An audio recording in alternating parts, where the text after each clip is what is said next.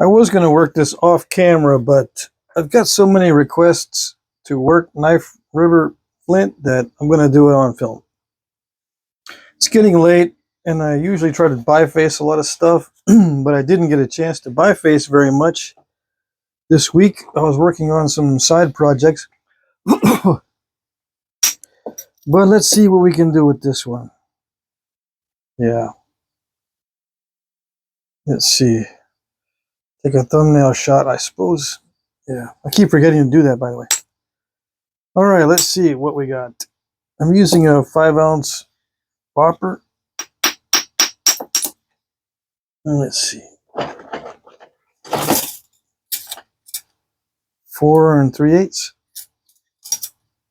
2 3/8. Okay.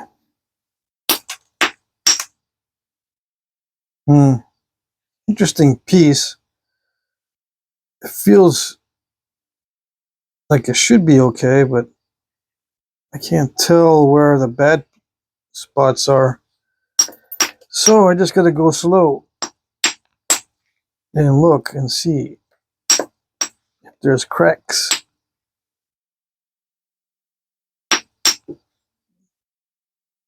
Sometimes it's hard to tell if I'm doing the cracks or if they're pre-existing. So yeah, I got to go slow.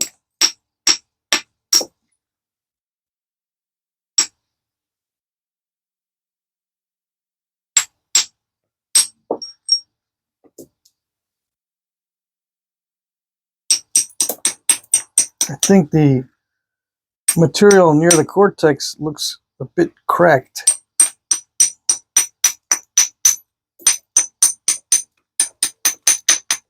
There might not be much left after I remove the cortex. Let me see.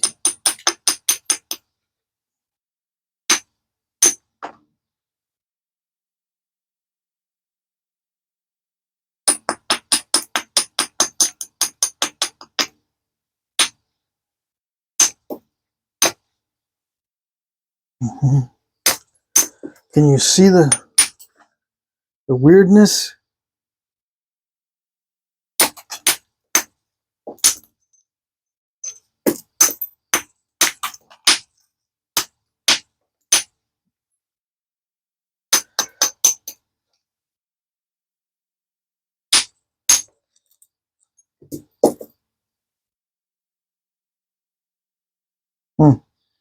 I don't know.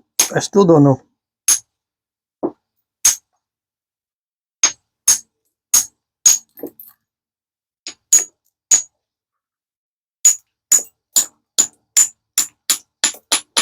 I guess I'll just remove all the cortex, and if it's wonky, it's wonky.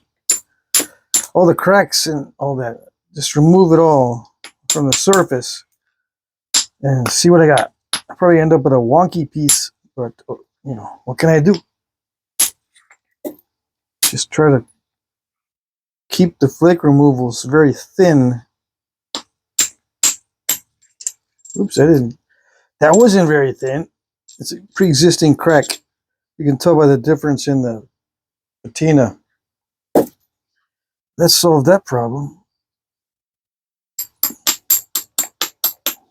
The problem is, which part is the point and which is the base?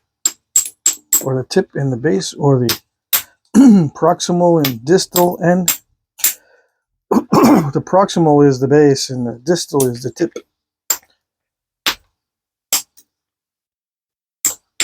But I usually get those mixed up if I'm not paying attention. So I don't use those terms.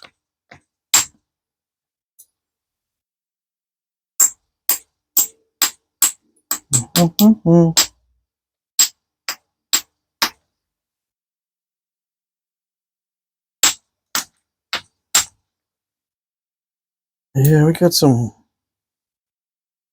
severe crunchiness there due to existing incipients or weather cracks, or what they call freeze cracks.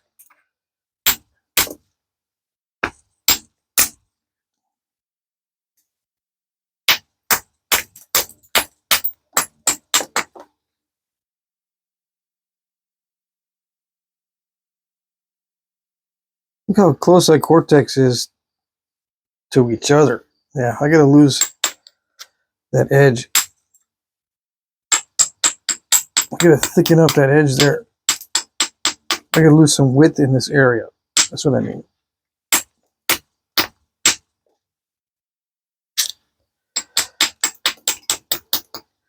See, the cortex is very close on both sides. Now I can leave some of that cortex in there, I suppose, in the finished piece.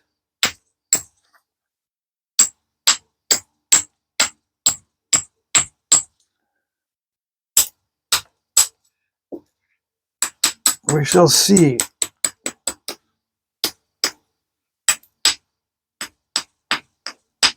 Come on. It's in there. Come on, it's in there.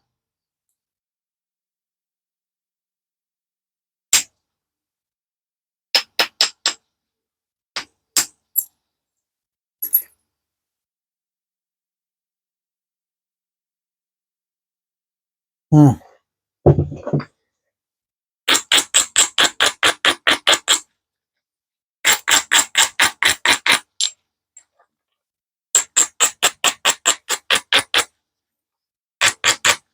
All right. Yikes. Let's see.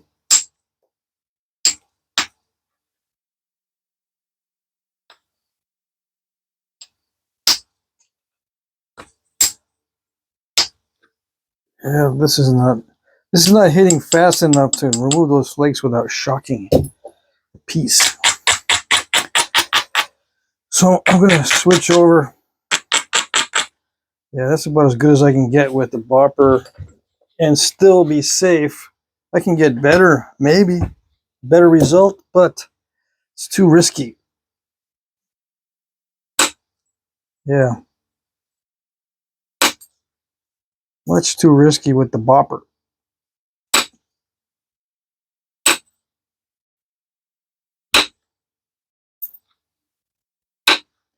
I need to whittle this anyway because I'm still dealing with cortex.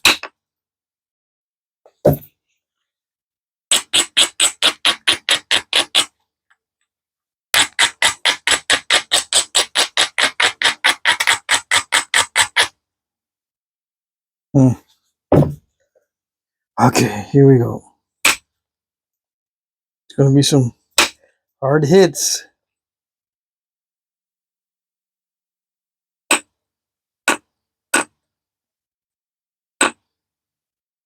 I'm looking for that biface in there somewhere. Yeah, I might have to leave some of the cortex. That might be an interesting effect. We'll see. I'll pretend there's no cortex there. Yeah. Come on. All right.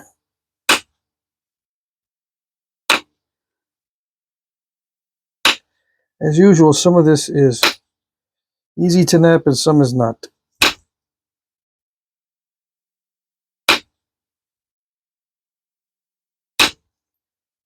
Yeah, some of it's very crunchy. And there's an incipient crack in there.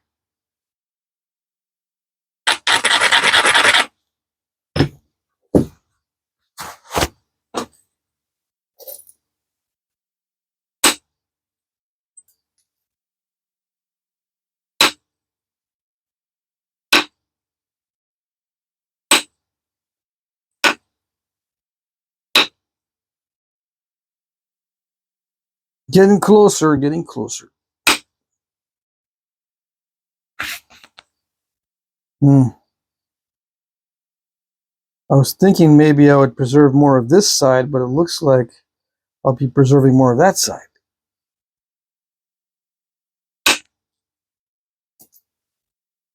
Because the incipient cracks go up in that area.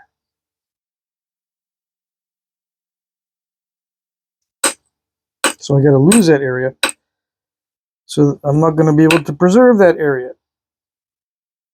Right, right. Good, good. Fantastic, fantastic.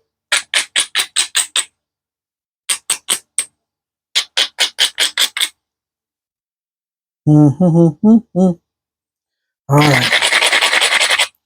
Yeah. Let me see. Well, if I'm going to lose that whole side, might as well start trimming. Trim the end first.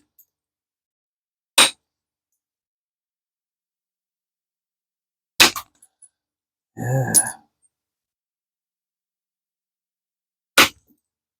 All righty.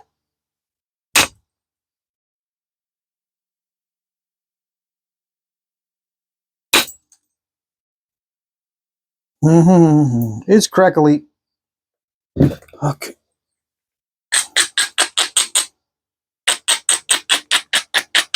What am I going to do about the incipients? I should take care of those first, but I need to thin down the ends. Or at least thin down this base a little bit more. There's a lot of mass still back here, but I don't know. I hate to nap away the good stuff. This is good stuff right there. I hate to do it, but I got no choices.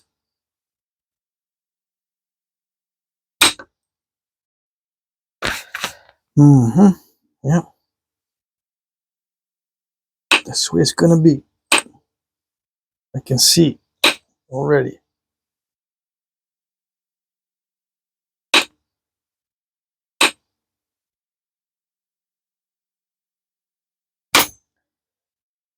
The incipients have a potential for causing this to become way too thin. What was that? I dropped something. Come on. What did I do? I dropped something back there. Yeah, it was my utility knife. Sneaky. All right.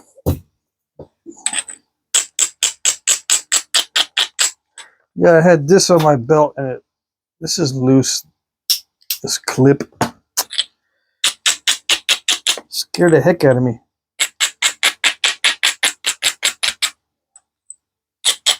And I don't got much heck left. Nope. I've got so much heck scared out of me throughout the years that I don't got much heck left.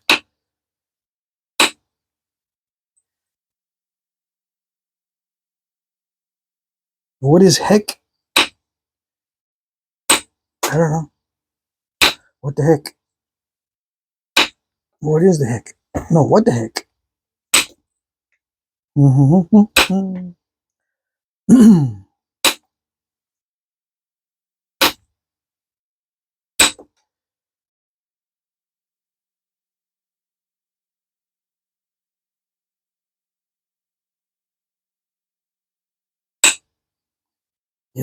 Yep.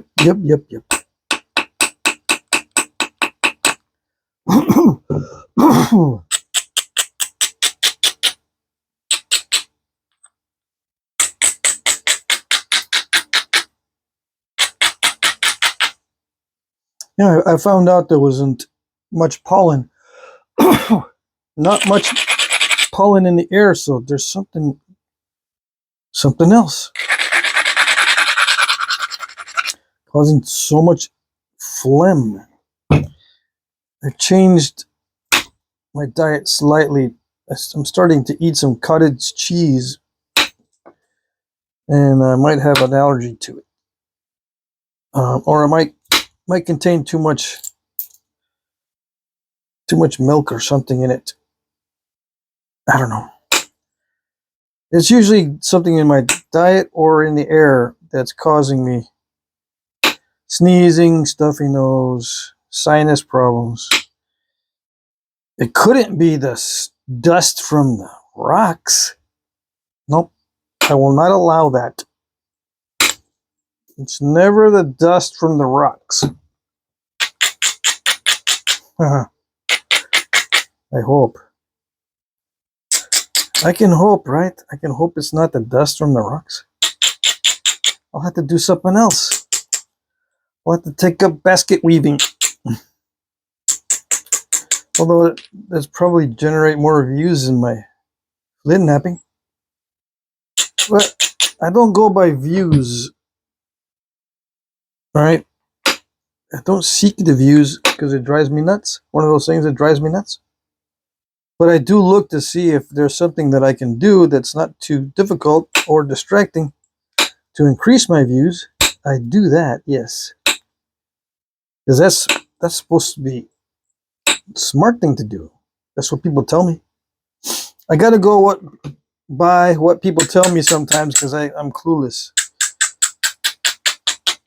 with some things. Some things I just don't like. Like I could do a lot more short videos. But the one thing I don't like, or actually I hate about short videos, is you can't put links in the comment section. Not even I can put a link in there. Yeah. I've tried putting links in comment sections or things like that. Nope, can't do it. In the shorts videos, comment section. And I get ticked off and people get ticked off, and I said, no, the regular videos, you can put all the links you want, all the links you want in the comment section. It's a long video that's well monetized. I know YouTube is trying to promote the short videos, but you got to get a ton of views by comparison to get the same amount of ad revenue. It's just a waste of time for me because I got to put links in the comment section, right, to rock sellers and that kind of stuff. And I need to be fully monetized. I don't want to do no short videos that are not good for the income to time ratio, the time spent in making the videos. I keep getting told I need to do live videos. That means I gotta set up my stuff in my front yard right next to my modem or my transmitter or whatever they call that thing. I'm supposedly able to get Wi-Fi back here in my shop or in the backyard, but I've tried it and it spins like I got slow dial-up again. No, I don't want it to spin and spin. I gotta be within, let's say, 15 feet of the device, the modem or whatever, in order for it to go at full speed. Which means I gotta be in the same room with it if I want full speed. So, or I can be on the front porch, the little front porch we got. Yeah, it's like a little 3x3, just the front, basically just the steps leading up to the door. Little platform so you don't fall over. I can do my live transmission from a 3 foot by 3 foot little square in front of my front door. Now I can do it now because the only people that come in and out are nurses and sometimes a mailman comes up on the steps. Yeah, the nurse is visiting my dad and the mailman. So I can probably do it. I just need to figure out how to get my equipment set up without a big old hassle and to take it down within 5 seconds. So I'll just probably buy a whole new setup of lights and drop cloth around the outside of my steps so I can pick up the flakes. Just, make a whole new setup out there. And leave all this intact here so I don't have to move it back and forth. Yeah. So I might do it. I mean, I'm probably going to do it soon, yeah. Because it makes sense. If people want to see the live stuff and interact and ask questions, in real time. If that's what they want, it will help. If that's what will help, then yeah. Oh yeah, and I got a lot of requests to do the sweet little flakes I was getting off of that spall I was working on earlier. Or not spall, but nodule. Yeah. So I'm going to do a series on that. Easy peasy sweet flakes. Yep. I'm not sure if... Yeah, I already concluded this series on the easy peasy first phase.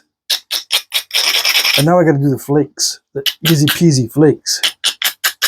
Yeah, I'll do that starting on Tuesday, I think. Because tomorrow I got to finish up stuff for the auction and then do the monitoring of the auction. I usually do a little bit of napping on Mondays during the time where the auction is posted, you know, between 3 and 9 p.m. Eastern. I do some napping, usually a little bit, to catch up with what I'm doing during the week, because I never get caught up. Anyway, attempt to catch up what I missed during the week. And then I can get back into serious napping on Tuesday or Wednesday. So I can get back into doing videos. But I usually do my smokables and now my channel news on the Tuesday and Wednesday. We'll have to change it up. I hate that. Us autists hate to change up the routines. Once we get something that works, if it works, don't fix it. Yeah, that kind of thing. And if it doesn't work, still don't fix it, because it's just disrupting. Maybe you just can go with it. Just wing it. So I don't have to mess around with reorganizing. Yeah. But yeah, I always end up reorganizing anyway. Just like when I say I need to make a thick point and I always end up being thin. Yeah, just with me, I don't want to reorganize, but I always end up reorganizing. Don't fix it. No. My brain tells me, no, it doesn't need to be fixed. I mean, not really. It's just going to be something that distracts you and you're going to spend too much time on it. Yeah, I know. I won't do it, I promise. Promise? Yeah. Just wait. Just stay right here. I'll be right back, but I promise. Do I have dialogue like that with myself? No, but it seems that way because I end up doing that. I promise I won't do this or that. I'm gonna go straight to this task. But just hold on a minute. I'll be right back. I'll resume after I get back. Okay, just put that promise on hold for a second. Yeah, just a second. That's what it feels like.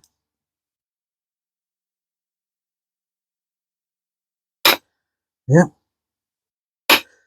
Like tonight, I took a little walk. Walking helps a lot, especially to, you know, get in the zone to where you can sit down and do something. Exercise helps me, believe it or not, to do more flint napping. The more exercise I do during the week, the more flint napping I can do. The more I lay around and try to nap and get sleep, the less napping I do, even though I had to still have the same amount of time to do my napping, whether I'm taking naps or not. Because if I'm not taking naps, that means I'm doing some kind of exercise like walking or even working out sometimes. Yeah. I'll sit there and lift some weights. I got weights in the house. And stuff like that.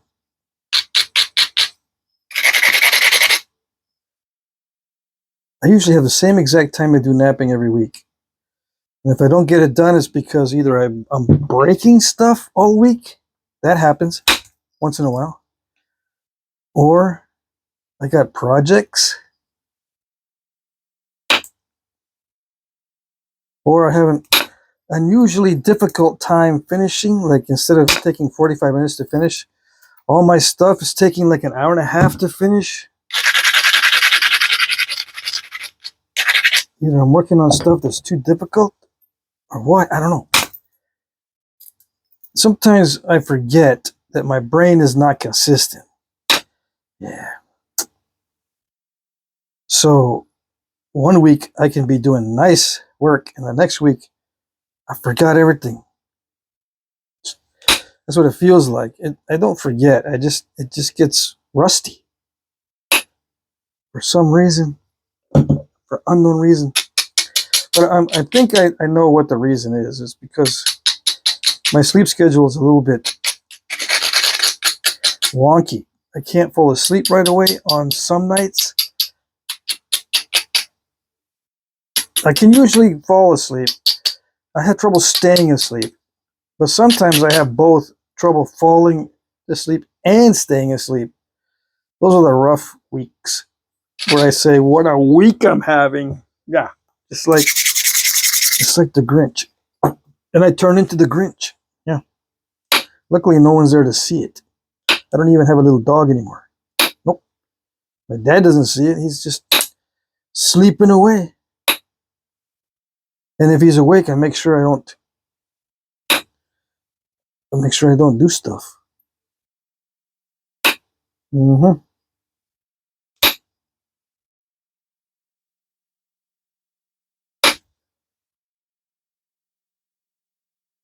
I'm going to probably leave that, right? That's what I said earlier. Yeah. It's going to have a big old white cortex spot. All right. Not like that. It's eating the copper. That means it's pitted. That's one way to tell it's got too many pits in it and bumps.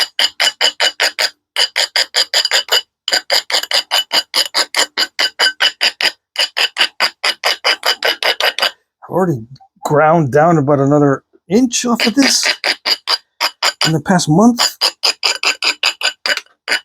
Maybe not that much. But yeah, it feels like it's getting really short from here to there. It's not sticking out the other side, but it feels like it's getting almost useless. Yep. There we go. Ah, much better. Yeah, that made solid contact. I could feel that one. Oh, yes.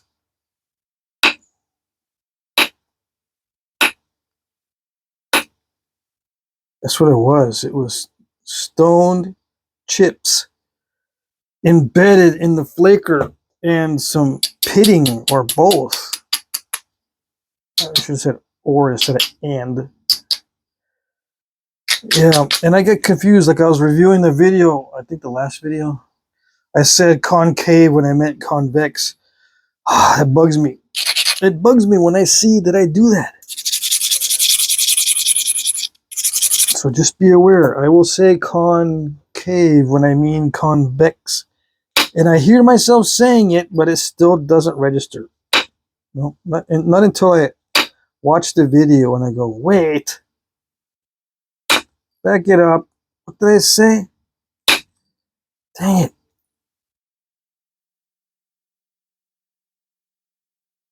I knew it. I knew that I said something wrong there. Yeah, today we have a couple of skunks coming around. I was watching the skunks today. What is their mannerism? They depend almost exclusively on their noses to get around and find stuff, including the trails they usually walk on. They have this little routine where they walk in a certain pattern around the yard. Same pattern every time, and I think it's by smell. because when it comes to sight or hearing, they're little dum-dums.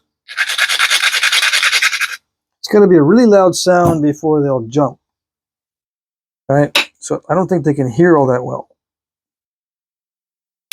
And then their eyesight, they got to be right up on each other before they notice each other. And then their tails go up and they start to do the posturing, and sometimes they start scratching the ground.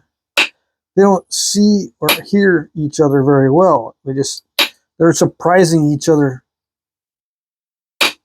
every 5 minutes if they're next to each other. They're like little dum-dums.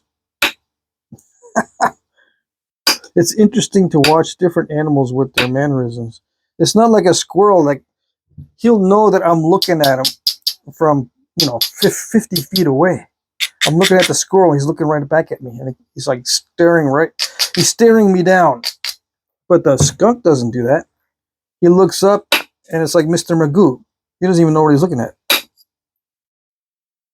Yeah, he looks up, and as long as I'm not moving, squirrel doesn't matter. Moving or not moving, just staring me down. Looking right into my soul. Yeah.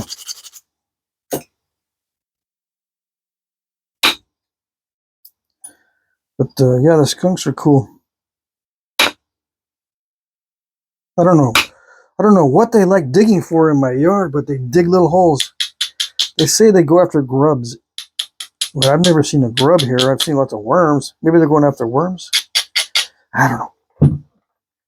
But luckily, the holes are not wide. They're just little. At first, I thought it was mice or rats digging those holes. But no.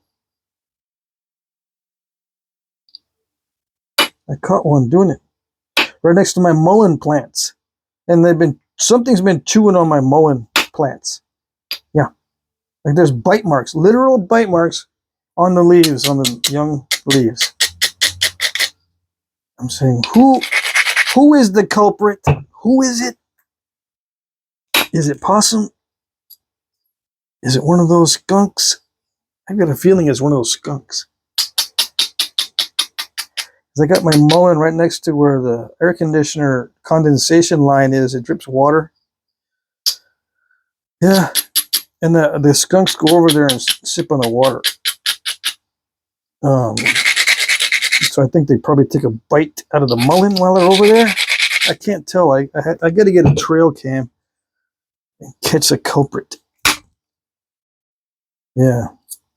Because if they're going to be eating the mullein in my yard, what am I going to do? I don't know what to do.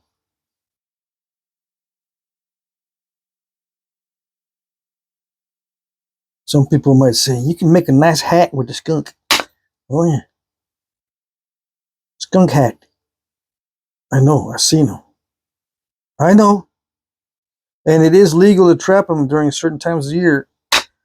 Yep. I can do it on my property. If they destroy my property, if they destroy my mulleins, yeah. But I can't do it. I'm thinking about it, and I said, no, I can't do it to those little skunks. I can't do it. I like watching them too much. So I was sitting out there in the front yard going, there they go, just moseying along and following their little trail, going to the neighbors and coming back, seeing what they can find in the yard. Yeah. All right, so this is getting critical. We're reaching critical mass. Yeah, so to speak. There it is. Uh-huh. Yeah. There it is. I did it. What did I do? I survived the sweat stage. I should make a t-shirt. I survived the sweat stage. Yeah. I am going to make t-shirts one day. One of these days. And one of these days, I'm going to go, hold on, brain. I'll be right back. I know I'm supposed to be doing this other thing, but I got to do my t-shirts, right? I'll be right back. 4 days later. I know, that's the way it goes. 4 days later, and I don't have it done. I'm just starting my new projects. No, got to get back to the Flintknapping. But the t-shirts, you know, Flintknapping for you. It seems like that's going to be your whole life. Yeah. Could be worse. Yeah.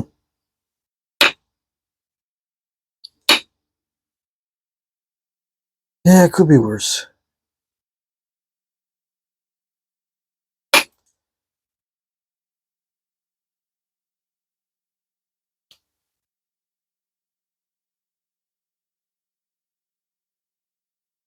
Yeah, I could be sitting behind a desk, drinking coffee and eating donuts and working on diagrams.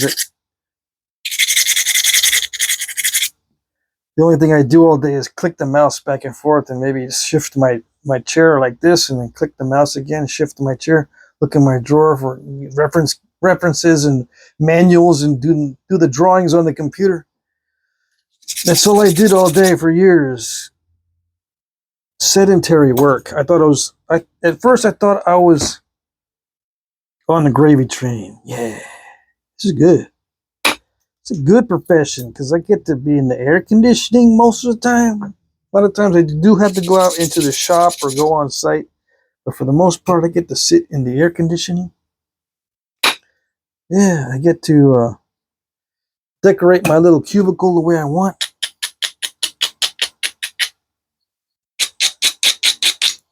It's the same old every time. I can organize all my stuff. No one touches it.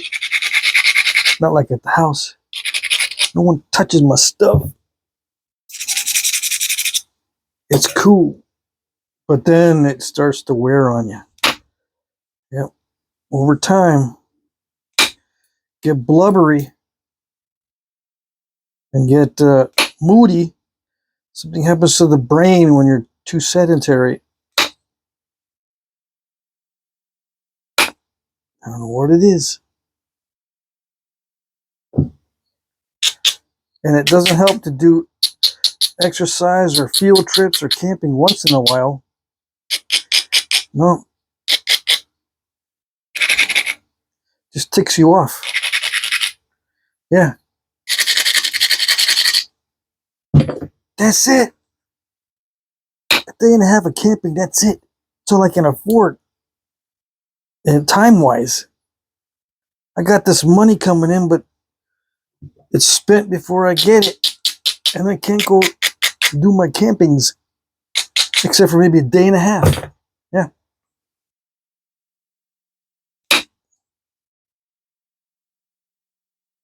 If there's time, yeah.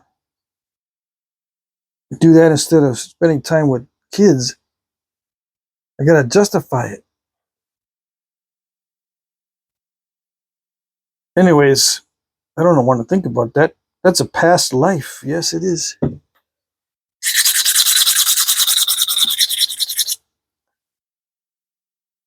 Yeah, these days I'm on call.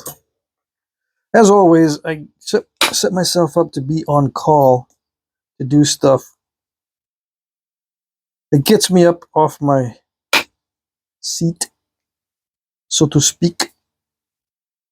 So I'm not just sitting in one spot all day. That's my natural tendency, is to just sit and work the whole day in one spot. If I could, I would, and it didn't have any health effects, side effects, bad ones, I'd be sitting and working in one spot all day. Yeah. And set up a little cot or something that I can take a nap in every so often. Refresh the brain. And then get back to work. Don't need no friends. I do I do miss being married. I don't miss who I was married to, but I do miss being married. So, yeah, there's that. I'm not totally a loner, but for the most part, that's where I'm happiest. So when I can think, I need to be able to think. Yeah. I don't know why, since thinking gets me into trouble. I think that's it. Did I make it through the sweat stage? I think I did. So I got all the major lumps out. What is it? I took a measurement before I started. I remember that. What is it now? 3 5/8. It was 4 3/8, something like that. I don't know. By 1 3/8. I think it was 2 3/8 before, or something like that. Lost an inch off of there and an inch off of there. Yeah, but it turned out okay because there's no cracks in the material. I did end up with some cortex on the surface. It's supposedly taboo, I think, right? Because you don't find that very often. Anyways.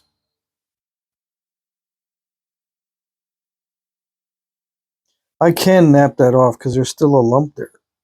I just need to go a little bit more narrow. See, I didn't go more narrow because I'm right there on the cortex. It looks like I would have to go a lot more narrow to get through there. Yeah, so I just left it. I don't want to try to, shoot a flake over the top. That's always risky. You can see most of my flakes are terminating near the middle. That's because it's too risky to do a big flake on this stuff. Why on this stuff? Because I had to hit it very hard, and it does tend to run in good areas. The flakes do run, so, but I never know exactly where the good area is. So it might be in a spot that will overshoot. It will be a spot for an overshot. Okay, that's it. Yeah. All right. Let's see. That's it for this stage. This is part 1. 42 minutes. That's kind of a long part 1, but oh well. Sorry, Henry. Okay, here we go. Ready? Thumbnail. Make sure I get that cortex in the picture. Yes, yes. All right, there you go. That's it.